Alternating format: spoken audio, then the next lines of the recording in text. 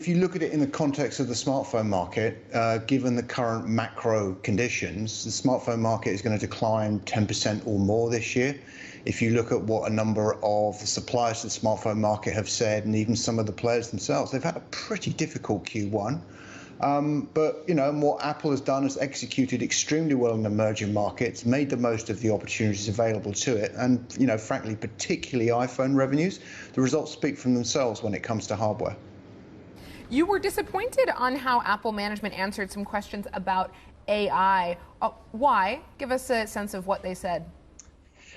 Well, they were more vague and evasive than usual. And quite frankly, when I look back at Apple's history in artificial intelligence, and this is a sector we've been covering for more than 6 years, Apple has been weak in artificial intelligence for a very, very long time.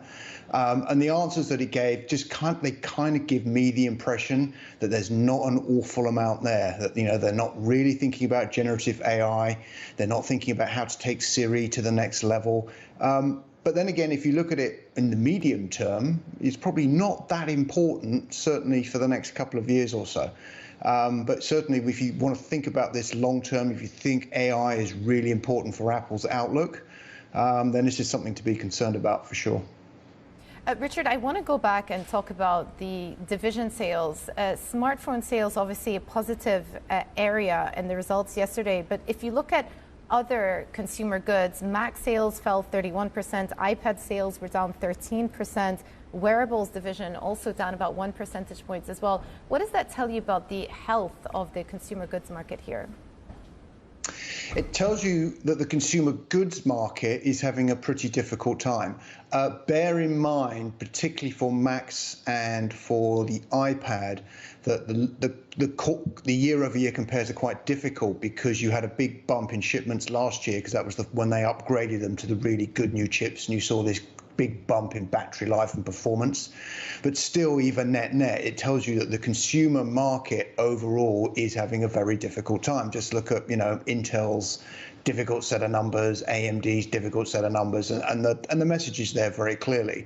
And it's not until the macro improves that I suspect you'll see this situation turn around. I was going to actually pick up on what the chip makers have been saying. Qualcomm this week, shares traded sharply lower, again, on back of disappointing smartphone shipments. So it seems to me like perhaps this strength in Apple this quarter is an anomaly and not is what is to be expected in coming quarters. Is that your take as well? Yeah, I think it is. It's an anomaly from the point of view of the company is doing really well in emerging markets. It proves the long-held view that everybody wants to buy an iPhone, but not everyone can afford it.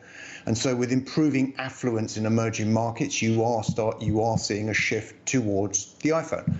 The problem is that these sorts of changes in affluence are very sensitive to macro conditions. The macro outlook is pretty bad. And so I don't think this is something that you can rely on to drive Apple through the rest of the fiscal year and into fiscal 2024. And that's why I'm just a little bit nervous that this phenomenon is going to be repeatable in the coming quarters.